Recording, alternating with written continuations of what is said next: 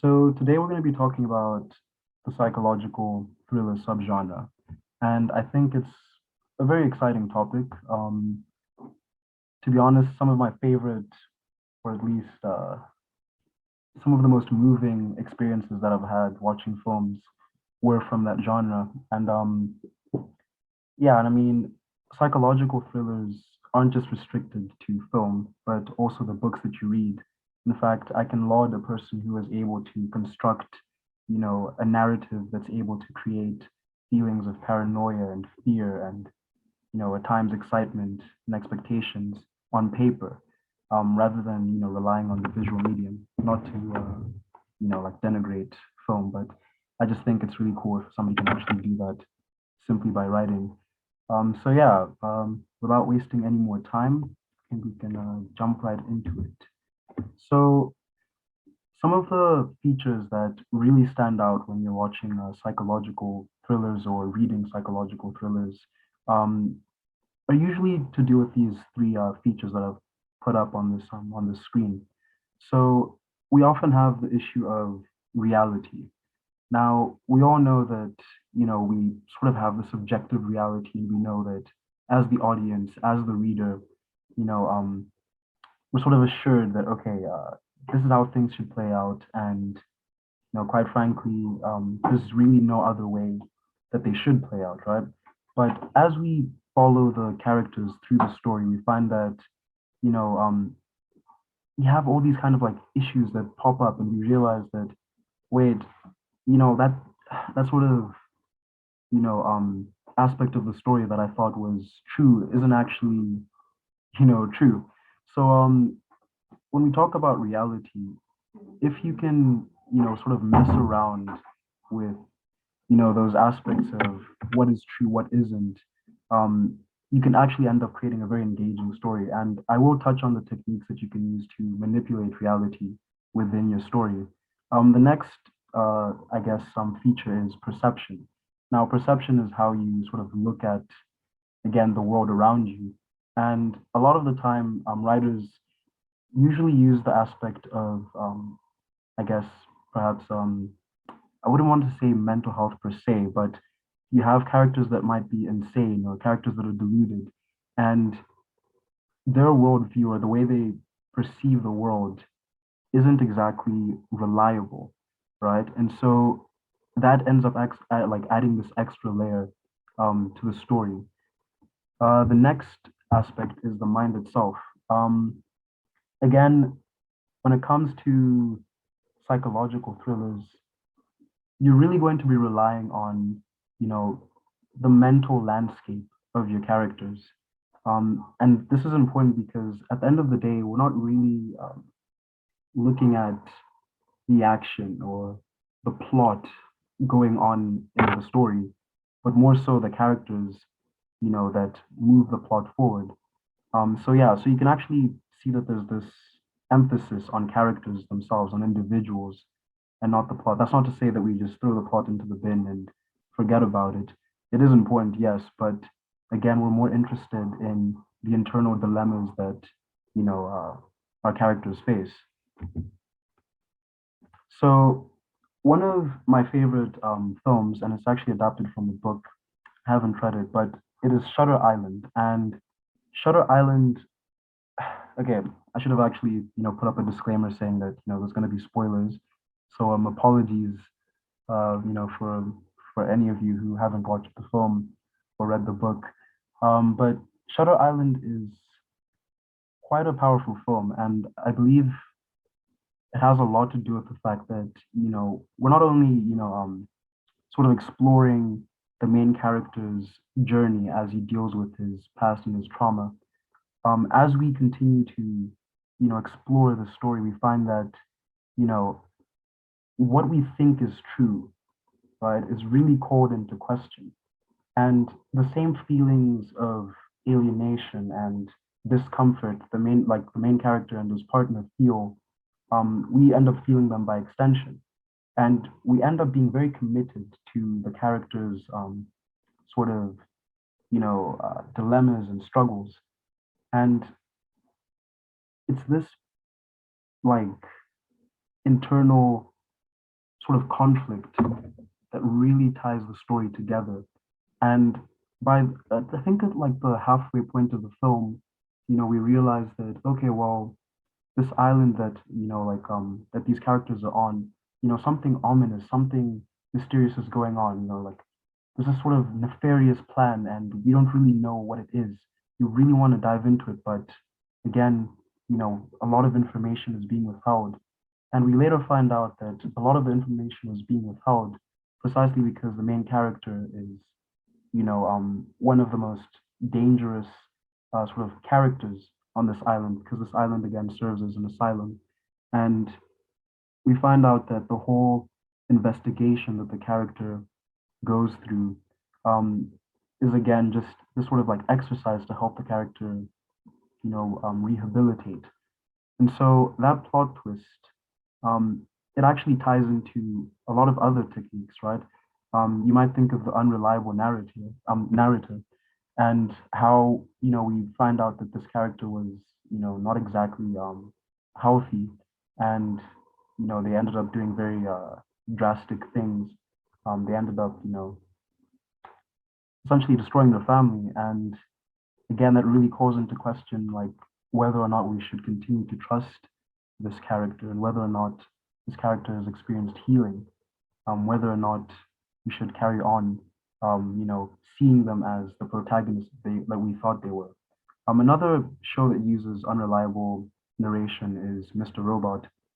Again, it touches on themes of mental health, and, and this really does make it quite interesting because, this character has, I suppose, I don't want to say versions of themselves, but they have sort of two versions of themselves that are really at odds with one another.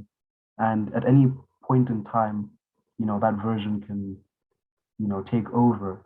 And so, there's a really like this issue of, okay, well, what do we trust and who do we trust? Like, is the information we're being given complete? Is it actually based in reality?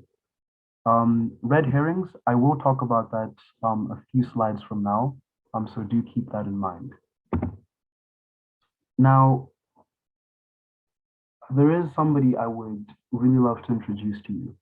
His name is Thomas de Quincey, and he really brought in some very interesting insights into murder, right? And again, we're not really trying to reduce psychological thrillers to just murder.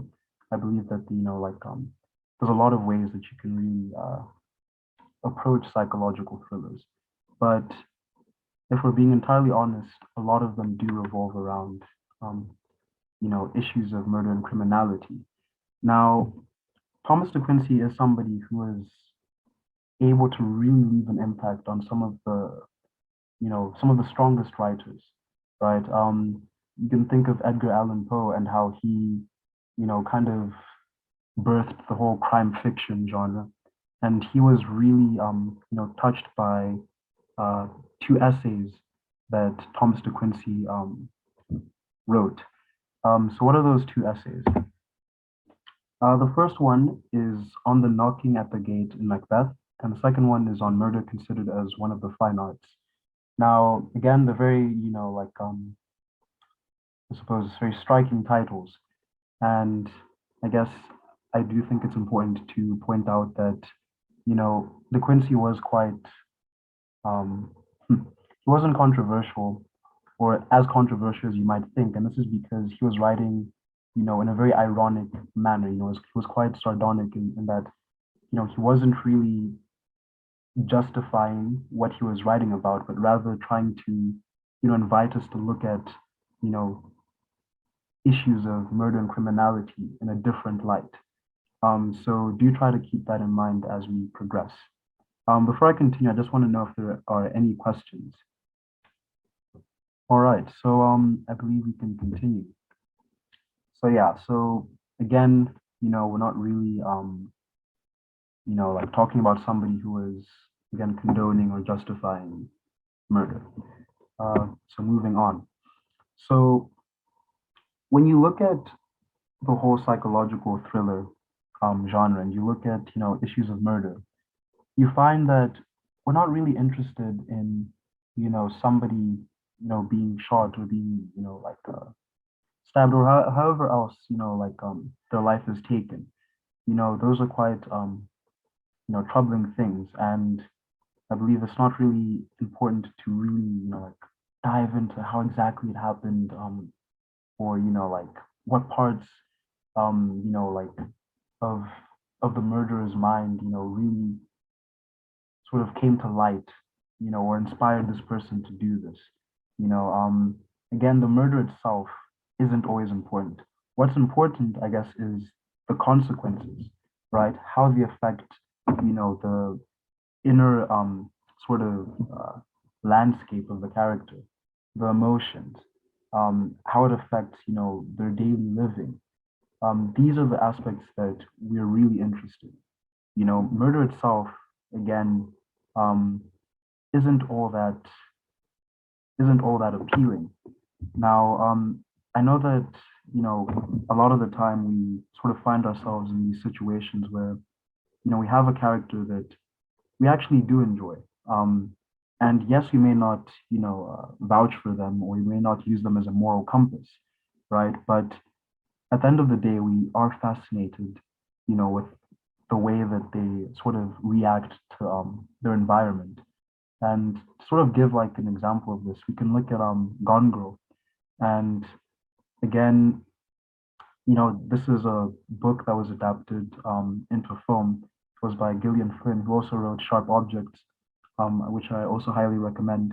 But anyway, you look at the main character in Gone Girl and how, again, sorry for spoilers, but yeah, and how she, sort of navigates life, right? And we sort of see how, like, how she sort of deals with her frustrations and whatnot, or, the way she reacts to the way that the society around her is set up. Um, and then it pushes her to lengths, right? And one can also argue that, again, it was really just a matter of choice. But the point is that she was still a very compelling character to follow, regardless of, the outcome of the story or like her actions. So it really just ties into what De Quincey says over here when he says, in the murderer, such a murderer as a poet will condescend to, there must be raging some great storm of passion, jealousy, ambition, vengeance, hatred, which will create a hell within him or her, and into this hell we are to look. So the point is that, again, we're not really interested in murder itself, right? We're interested in the murderer, because at the end of the day, this is a person. And we really want to explore that. We really want to go to uncharted territories. And yeah, in a way, we do want to see what's inside. As to why we might do this, I feel is, a question related to the human condition that's far beyond me. I don't think I could answer that honestly or, accurately. But yeah, we are going to have a second session. This is just a reminder for me to speed things up. But yeah, so again, I have made, quite a point about how we shouldn't rely on, murder itself or violence itself. We can take the example of Seven, right? Now, this is a film that, again, was very highly rated, and not being contrarian here, I did enjoy it, but I did feel like there was something that was lacking, right? Again, this is entirely my opinion, but when I went into this film, I found that yes, like the crimes were, striking. They were, things that would make your stomach turn. Great, but when it came to, I suppose, the villain, right? I felt like we weren't really given a chance to explore this character. We weren't really given a chance to really have our minds tested. We weren't really given a chance to, have this paranoia build up, these frustrations and, expectations. Now, why is this? Well, for the most part, um, the villain eventually, shows up towards the end of the film. Yes, their actions, and at times the, villain themselves is present throughout the film, but it's never explicit. And when it finally is, you're not really, you're not really given a chance to say, well, damn, like, um, I can actually understand this person's motivations. Instead, it's sort of given to you and they give a whole speech about it. So yeah, so I feel like, again, it was just an issue of not really allowing the audience to have enough time to really just breathe and, or not breathe, like the times when you can hold your breath because of how thrilling what you're reading or watching is. So yeah, so that was one of my issues with Seven, in that it relied more on violence and gore than an exploration of its murder. So yeah, Zodiac. Zodiac is a film that is based on real life events. I would recommend watching it. It is a very slow film. It's very slow paced, but I think this really allows it to really show how frustrating the whole investigation is. Now, there's this person called the Zodiac Killer, and they commit a string of murders, and law enforcement and everything, they have a hard time catching this person. Now, towards the end of the film, the person that we're following, um, they eventually get this great lead, and as the audience, we've sort of been given all these little clues into thinking that he's finally cracked the case. He's finally going to find the Zodiac Killer. And by the time you reach the end of the film, you think, well, snap, like what's going to happen to our main character? Are they actually going to make it out alive or not? And I recall watching this with my sister. And again, when we actually got there, like to that scene, I remember we were asking ourselves, like, is he actually going to do it? What's going to happen? Like, is he actually going to make it out? Like, just run, don't go into the basement with this person, right? And this is what we call red herrings. Now, I remember I asked you to all just really think about the issue of red herrings. So what are they? Essentially, red herrings are sort of like false clues, right? They kind of lead you down, one path when really the story is going to go, in a completely different direction. And that's what this movie really did. It managed to lay out these, like, red herrings that we followed, and we thought, oh, wow, like, like we're finally going to get to this conclusion, only to sort of, kind of get like this sort of like plot twist. Eventually, our main character leaves, and it wasn't the person, right? But it was that build up, that tension, that suspense. That's what really made it a great, thriller. Again, the whole film isn't characterized as a psychological thriller, just aspects of it. So that's also something to keep in mind. You don't always have to have, psychological thriller as the genre of your book. It can just be elements of your book. So yeah, so when you're writing, right? Because again, we're trying to really foster, one's capacity to be able to write a book, or if you want to, right? But when you look at that whole issue of murder, it's really just a vehicle, right? It allows you to really get your story moving. It allows you to really sort of take a back seat as a reader, as part of the audience, and allow yourself to enjoy the other aspects, right? So again, the inner and landscape of the characters that we're following, whether the protagonist or the antagonist, or an investigator or a detective, or a victim, whoever they may be. So yeah, so do try to think about that. Now, I'm just going to check how much time we have left, and then if we do still have a bit of time, I think we can address this in the second part of the. We've got 4 minutes. 4 minutes. Okay, cool. I'm just gonna like escape for a bit. Yeah. Sorry about that. Okay. So I think what I'm going to do is I was hoping if to ask somebody if they could just read a few lines from this little excerpt from Plato. It will actually highlight my point. So, are there any volunteers? I'm just gonna swap over to Zoom. Just stop 2 minutes. I don't mind reading it if no one else volunteers. Okay, thank you. I really appreciate that. Okay. Yeah. I'll do it quickly before the time runs out. Awesome. Okay. You see everything?